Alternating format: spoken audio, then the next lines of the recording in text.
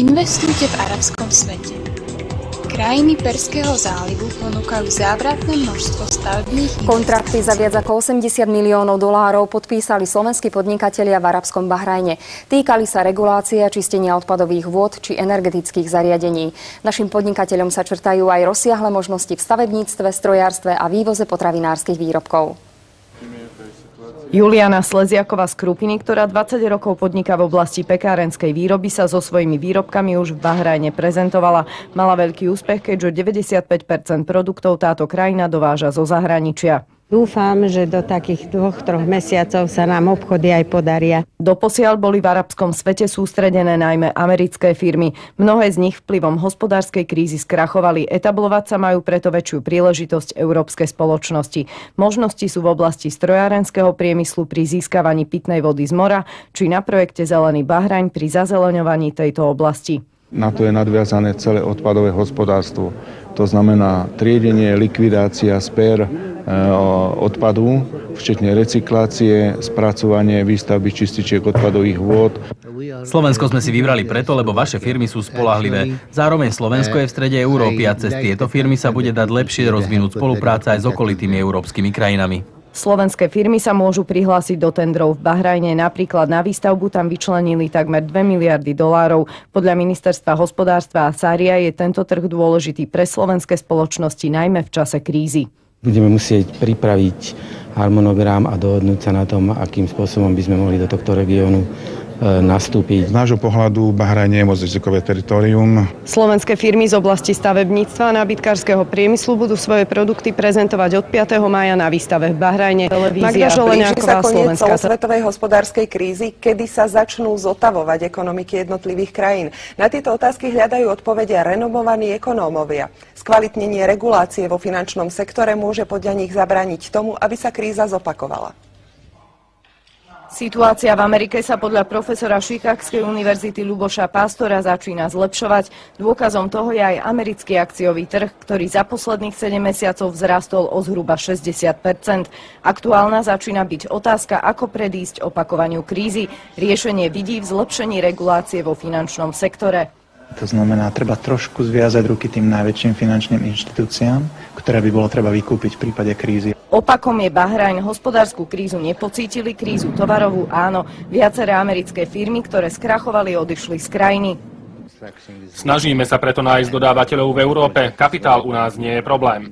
Šancu uplatniť sa na arabskom polostrove majú aj slovenskí podnikatelia, i keď situácia by sa mala zlepšovať aj na Slovensku. Rektor Ekonomickej univerzity v Bratislave konštatuje, že naša ekonomika už má najhoršie obdobie za sebou a nachádza sa v štádiu stabilizácie. Dokumentujú to aj najnovšie údaje z vývoja v priemysle a v stavebníctve, ktoré sú rozhodujúce z hľadiska identifikácie štádia krízy. Podľa najnovších prognóz by sa slovenská ekonomika mohla dostať na úroveň spred krízy v polovici roka 2011. Rakúska ekonomika je na tom podobne ako naša, je totiž závislá od exportu.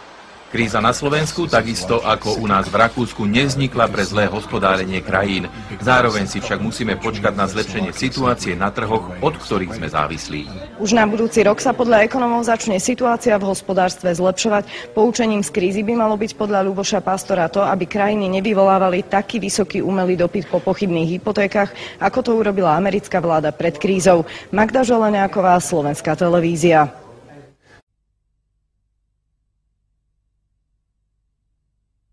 Projekty za stovky miliónov eur, možnosti v stavebníctve, potravinárstve, závlahovom hospodárstve či v iných odvetviach. Aj to ponúka Bahrajnské kráľovstvo firmám z Európy. Podľa Bahrajnskej obchodnej komory je to jednoduché. Stačí prísť, predstaviť svoje produkty a založiť si tam firmu. Bahrajnská vláda podľa viceprezidenta obchodnej komory pomôže každej serióznej firme. Stačí poznať domáci trh, ktorý ponúka viacero možností. Bahrajn je jedným z najväčších producentov hliníka. Možnosti sú aj v tejto sfére. Tiež stavebníctvo zažíva boom a banky sú ochotné ponúknuť podnikateľom zaujímavé pôžičky. Nový priemyselný park je podľa generálneho riaditeľa otvorený aj pre slovenské firmy. V Bahrajne nemusia podnikatelia platiť žiadne dane a zároveň im vieme v našom priemyselnom parku garantovať, že v prípade, ak by sa v Bahrajne čokoľvek zmenilo, v našom parku sa nič nezmení. Na to dávame garanciu 10 rokov. V súčasnosti máme veľmi dobre rozbehnuté projekty. Sú to projekty čo sa týkajú čistiarní odpadových vôd, čo sa týka stavebného materiálu. Teraz je to nábytok, osvetlenie. Práve na čistiarne odpadových vôd sú pripravené v Bahrajne projekty za približne 300 miliónov eur. Firmy prišli na veľtrh z rôznych dôvodov a s rôznymi produktmi, napríklad s hasiacimi prístrojmi a potravinárskymi výrobkami. Bahrajn, protože je to bezpečná země, je starýka blízko do Saudské Arábie, kde je veľký potenciálny trh. Zazeleňovanie Bahrajnu je pre domácich jednou z najdôležitejších priorít. Vidno to aj z záujmu ľudí, že potrebujú nejakú zmenu, lebo tá zelená farba pôsobí na ľudí ukľudňujúco. Bahrajnská vláda v súčasnosti investuje stovky miliónov dolárov do výstavby. Slovenské firmy budú mať preto možnosť prezentovať svoje produkty na ďalšom svetovom veľtrhu stavebníctva, ktorý bude v Bahrajne v máji. Z Bahrajnu Magda Želeniaková. V Bahrajne sa otvorili brány 3. svetového priemyselného veľtrhu. Ekonómovia zo zálivu vidia budúcnosť práve v priemysle. Bahrajnská vláda preto investovala takmer 8 miliard dolárov do výstavby nového priemyselného parku. Prácu tam nájde 34 000 ľudí. Šancu majú aj slovenské firmy. Zásobníky na ropu a zemný plyn, čistiarne odpadových vôd, stavebné práce, ale aj dovoz potrebných tovarov. Aj na tom sa môžu podieľať naše firmy. V Bahrajne sú vítané, potvrdil nám exkluzívne aj člen kráľovskej rodiny a zároveň premiér. Bahrajn spolupracuje s podnikateľmi, ktorí majú radi našu krajinu. Nezáleží na tom, odkiaľ sú. Vítaní sú u nás aj obchodníci zo Slovenska. Krajiny zálivu nepostihla kríza do takej miery ako Európu a Ameriku, lebo majú veľké ložiská ropy a plynu a nepretržitú výstavbu. Tento mesiac sme v Bahrajne otvorili náš najväčší prístav. Dovážame vyše 90% produktov do zahraničia a toto nám pomôže zvýšiť prepravné kapacity. Na trhu v zálive sa chcú presadiť aj slovenské firmy. Jedna ponúka luxusný nábytok.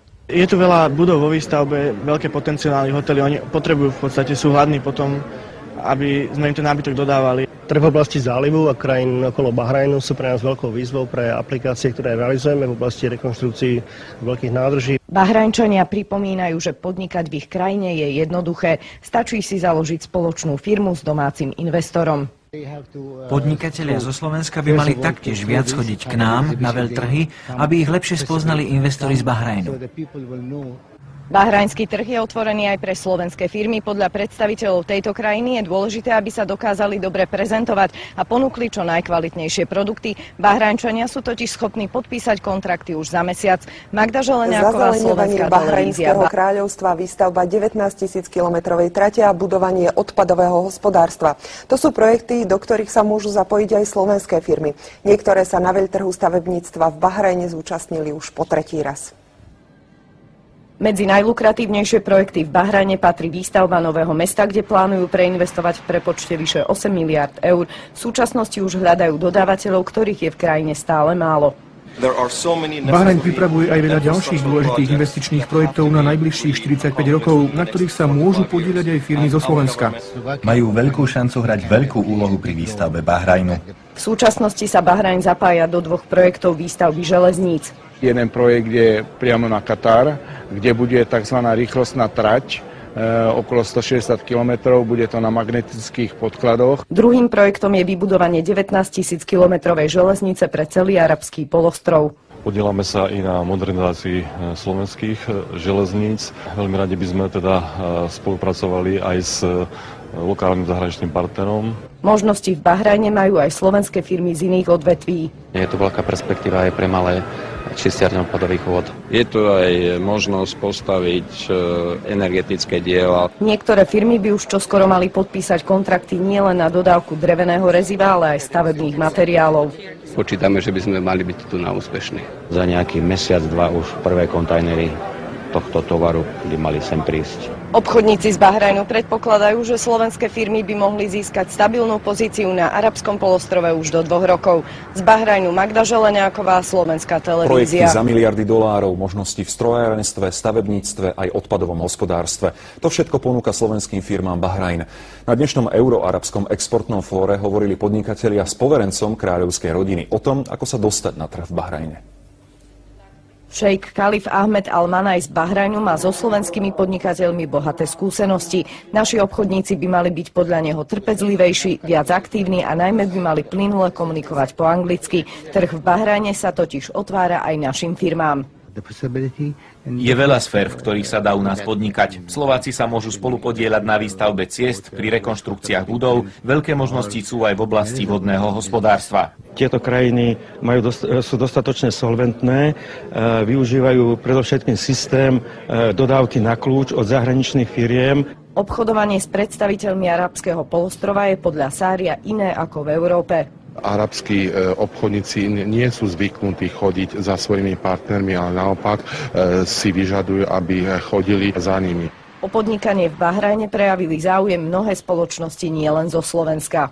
Naše aktivity sú príbuzné s priemyslom, ktorý by požadoval práve tento región. Podnikáme v oblasti chemického priemyslu. Veľký dopyt je v Bahrajne najmä po potravinárskych a mliekarenských výrobkoch. Tam im skrachovali dodavatelia z USA, takže oni hľadajú v rámci Európskej únie nových dodávateľov. Začiatkom januára budú môcť slovenské spoločnosti prezentovať svoje výrobky na priemyselno-potravinárskom veľtrhu v Bahrajne. Magda Želeňáková, Slovenská 25 slovenských firiem sa uchádza o blízkovýchodné trhy na svetovom veľtrhu stavebníctva v Bahrajnskom kráľovstve. Výhodou je, že krajiny na arabskom poloostrove svetová hospodárska kríza nepostihla v takej miere ako krajiny Európskej únie.